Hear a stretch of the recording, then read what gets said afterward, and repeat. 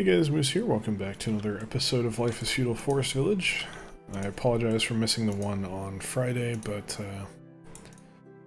things have been crazy, as you know. I've talked about it plenty. Combine that with kind of...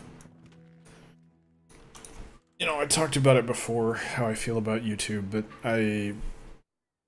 the more I think about it and realize it, and the more I think about what my plans are long-term for doing YouTube content, it kind of gets depressing, to be honest, at a certain point.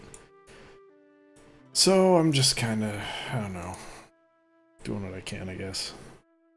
I want to get rid of the builders. I want to put this back on hold because we do not have the wood for this, and I want to focus on wood. We need wood.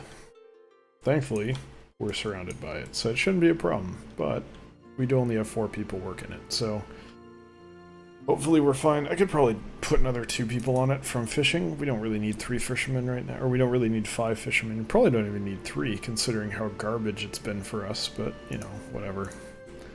Potatoes will carry the way, as they always have. Carry the way, that's not what I... There's a combination of carry the weight and lead the way, I think. Focus on work right now, to be honest. I'm testing a, well... Part of the problem I have right now is that... how do I explain? Basically, what I'm testing is... It's a macro. It's a Visual Basic macro in Excel. And a macro is basically just a set of instructions to perform actions that a user could perform in Excel, but a macro does it on an automated basis much more quickly than a person would be able to. So I have it running. The problem is it's quite long now because there's a lot of steps and there's a lot of analysis that has to be done, and more than that, there's a huge amount of data that has to be analyzed. I'm looking through like 100,000, 150,000 records just in one of the tables alone, and then there's like 2 or 3 of those that are not quite as big as that, but like getting there. So it's a huge amount of data, and the problem is it's really difficult to test one particular part of it without testing the whole thing, without running the whole thing. So that's where I'm at right now. So every time I implement a change, it's basically 20 to 30 minutes of waiting for it to run before I actually know, did I screw up, or how are we doing? I don't generally get an answer for a while, which makes it difficult to implement updates. Now, I could do it more intelligently than that if I was able to do it all at once and kind of go through, basically run it up to a particular point and then leave the data as it is based on that. Or do it manually, and then I would have another macro that would just test the part that I want to test. Wow, there's no animals. Oh well. That's probably the hunters are doing their work. I forgot we have them. But yeah, and then I can set up a second macro to test just the steps that I want to test, but I very rarely have time to do more than a little bit at a time. I usually have to go through the whole thing, and it's very slow and tedious because usually I only have maybe during a work week like an hour or 2 a day that I can work on it, and that's like overtime hours. That's not during the actual day. That's like after everything's done. In the evening when I could be relaxing instead, I could spend an hour or 2 on it, and I usually do. But it's messy. It's complicated. Basically, what I'm doing is taking the place of automated transactions to... instead of performing the transactions, I look at all of the available data and then say, okay, well, we need to do this transaction, we need to do this transaction, we need to do this transaction. So I've already done that before with other stuff, but that other stuff was much more simple, unfortunately. But yeah, now it's... Now I'm kind of in a weird spot. thankfully, I actually just got an idea for how to do that other thing better, which was something I already planned on doing anyway, but whatever. That's not the point. This is taking quite a while. Big tree. I wanted to get this one out of there. It's kind of blocking the view. I'd like to have a better view of what I'm building up top on the pavement. This is taking quite a bit longer than I anticipated, unfortunately. I thought it'd be done by now. There we go. But yeah, I'm putting in a lot of time on that. It's end of the quarter stuff, like I've been saying. Big deal. Everyone cares. Big financial deadline for lots of stuff halfway through the year. Then we get another one in 3 months, and another one in 3 months. But hopefully the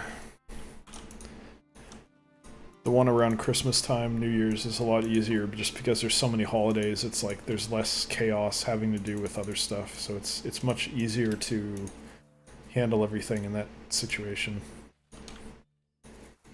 Get people back on the farm. And, I don't know, I think we've stabilized. We need more wood, but, like, we're doing alright. This is going okay. I just need more people, really. I don't think I can get more people. I can get one more. One more, and then that's it. 7, 8, and 9-year-old. 2 guys, 1 girl. Children living there. A nice, not older, but, you know, aged couple in their early 40s, late 30s. This one's just kind of weird. 31-year-old woman with a 15-year-old man and an 8-year-old kid. Not related, I'm sure. This is pretty normal. That's an okay age gap, right? 9 years isn't that bad if you're that old. And they have a 13-year-old daughter, which means that he was 30 and she was 21. That's a pretty significant age gap at that point. I'm reading into this way more than anyone reasonably should, because that's not how this game works. It doesn't actually simulate this, but it's funny to look at these and read into them. 21-year-old with a 30-year-old is a little weird. Just not, like, it's not ooky.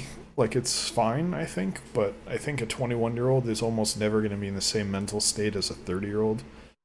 Completely different. 21-year-olds are not really even adults in my book. This one is like, we'll just say that's like adoption, single father. Just like this is single mother.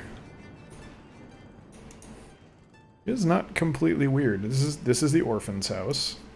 Single mother, single father. Reasonably normal family. Normal family. Nothing weird going on in these. Usually with these games it's very bizarre. Banished was worse. I remember the first time I played Banished, I was joking with Karen about how, like, there was a lot of inbreeding going on, because if you looked at the families, it was super weird. Like, if you tried to track who was born to who, it was really fucked up.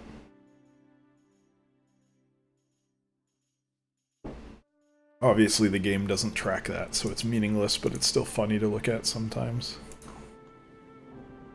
Having, I don't want to say stolen, but having taken a lot of its design from Banished, I think Life is Feudal Forest Village operates pretty much exactly the same way, which makes sense. You lack stone, so why do I have 3 builders? I should probably just build a mine, right? Like, why not? It seems like I need it. Ooh, not happy about that. Whatever. That's fine, it's close enough. I miss the old days. Do we have that here? No, we don't. Yeah, that sucks. We have a good spot here. I miss the old days where it was like, oh yeah, no, half the map is green. You're good, don't worry about it. Anywhere here is fine. That made it a lot easier. Plus, like, so this means there's no clay, like, they don't have a different map. Oh, they do. Wait, what? I was looking at stone, I thought it had a big green area here. Okay, disregard. I was gonna talk shit about how, like, well, they don't even have a different map, so how is it that, like, you can find clay, ore, and stone in the same place, but then nothing elsewhere? Like, what's there, then? What is under the ground that is neither stone, ore, nor clay? It's just like the whole world is built on a pile of sand? Like, that doesn't make any sense. That'd be profoundly unstable, but no. That's not what it is at all. And I need more wood. So we will get it. I'm gonna be a little honest, I'm not really sure why I'm bothering to get fish right now. Fish seem to suck pretty hard. I kind of regret... Ooh, file's done. That didn't take too long. Saving it's gonna take another 10 minutes. But yeah, fish... I kind of regret wasting any time at all trying to get fish. They seem like... See, okay, so this is one of the problems with games like this. Why even have it in the game then? If it's gonna be that worthless, why put it in the game? What's the point? It's objectively inferior in every way to this. In fact, it's so bad that you can't even sustain anything off of it. This is unsustainable. It's completely unsustainable. So why even have fishing in the game if it's going to be that bad? Why do it? I'd love to know, to be honest. I really wish I did, but we can't. Developer just... I don't know that the developer cares.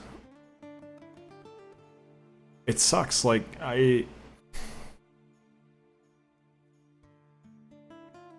would love to be able to have Frostpunk and do Frostpunk as like a crazy popular, like that'd be my popular series, and I'd just do that forever. Because Frostpunk is an incredible game made by very, very smart people who know how to make a very good game. Stonehearth was not really a good game. It had some gaping flaws that were just like... Why are you making this type of game if you can't execute the concept? And this game is kind of just a clone of Banished to a degree, so I'm kind of like... If you ask me where I can see skill in making this game, I'm like, well, okay, I'm sure making a game is very hard. This is a relatively stable game. Yeah, it's got bugs and it crashes sometimes, but generally it's fairly stable. It's been pretty stable over the whatever period of time I've been playing it. It's not trash. But if you're asking me where the skill is, other than that, copying Banished isn't really skillful. It's not really impressive development work. Sure, they added some new basic things, but what did they really add? Like, I'm not sure they added all that much. You know what? No. Okay, first person mode, sure. I'll say first person mode is, that's an impressive addition for this kind of a game. I'll give them that. I should have led with that. I'm trying to think through it, but like from a balancing perspective, like looking at the numbers and the math, like they did a pretty terrible job with this. I would love to know if they did any math at all to figure out like how to balance food and all that. Because if you were going to balance it, what would you do? You'd say like fundamentally you would want to say that in starting conditions... Okay, the first question is, from a balance standpoint, do you need all the different food sources to be balanced? And I would say no if the nutrition thing that they talked about actually meant something. Because it's reasonable to say, oh, well, you should eat more vegetables than fish, right? Like if you have meat and vegetables, you should have more vegetables than meat, right? That's logical. it makes sense that you would have more vegetables than meat in a meal. Meat should be relatively rare, if I'm not mistaken. That's kind of the way things were. Meat was not really a consistent part of a lot of people's diets, so why should it be here? I could get behind that, but that's not the way it works. And I've never seen any indication whatsoever that varied nutrition actually matters. Not a single time. And maybe that's just because I've never run into it, because I've always had hunters and I've always had fishermen. Granted, maybe that's why. But I've never noticed it, not once. Not once have I seen someone get sick and say, oh, that's because they're only eating one type of food. Never. Never, ever, ever. So, if they had it be a thing where the villagers would automatically balance their diet where they'd eat like 80% vegetables and 10% and 20% meat or protein, like eggs too, and maybe, I don't think honey counts, but anything with meat in it, including the pies, could be considered satisfying that hunger. You know what I mean? Like they'd have two hunger, you'd set it up basically such that they had two hunger meters, one for anything would fill it, and they would prioritize lower value foods, which are easier to get, such as vegetables. You basically go vegetables, fruit, honey, and then everything else. That would be the idea for satisfying that. And it would just be vegetables, then fruit, then everything else. That would be the logic for that. And then the second hunger bar would only be satisfied by animal products like meat, fish, and eggs, and then the various pies. And the priority there doesn't really matter that much. You consider them all to be relatively interchangeable. At that point, you'd just be balancing the kcal values. And if you did that, yeah, okay. It's okay if fishing sucks, because the whole point is that it's satisfying a smaller niche and you need it. You can't not have it, even if it sucks. Like, it has a purpose within the game. But I'm sitting here thinking, like, is there any reason whatsoever why I would ever have anyone go fishing when I could just demolish these and put those people to work elsewhere instead? Once you take away any kind of meaningful difference between the food sources, really all it comes down to is if I put one person to work on this and I tell them, hey, go whatever farm or fish, in a given year, how many kcals does that person produce? And then you also have, okay, in a given year, how many kcals does any given individual eat? And you compare those two, and you basically identify, okay, one person farming can support X number of people. One person fishing can support X number of people. And the fishing number, that X for fishing, is way lower than the one for farming. In fact, the problem with fishing is that that number may be lower than 1. Which means that if they go fishing, they can't even support themselves. I don't think that's the case. I think it's like 1.1 or something. It's really low. Because we had almost everyone fishing, and we still were running out of food. So fishing isn't the way to go. Granted, we may not be fishing in ideal circumstances, because you say, oh, half the circle's not water. Well, okay, that's stupid, because it's never going to be all water. And also, there's overlap here. Fine. But we didn't have this overlap originally. We had no overlap originally. So I don't know. I think food is very poorly done in this game, which is unfortunate because food really is like the core mechanic of a game like this, more than really anything else at all. So that's rough, but it is what it is. Anyway, when I question the skill of the developers, that's what I'm getting at. I'm really getting at, like, okay, how do you balance food? Because that's really what the player is doing most of the time. You can say, oh, well, they're building a town. Building a town can happen at any pace. That's not like a gameplay thing. You're just selecting a thing and putting it down. That's not gameplay. You're just designing a town. That's fine. Most people would not consider that to be mechanical gameplay. The mechanical gameplay that you get in this is purely just like managing resources and food. And it's mainly food, because everything else you generally don't die with. Yeah, you can say, okay, well, heating falls into that category too, but not as much, I would argue. Food's a big one. Food, and then you've also got clothing, tools. Tools are not life-threatening, but clothing can be. Heating is life-threatening, but that's pretty much it. You're pretty much looking at food and heating.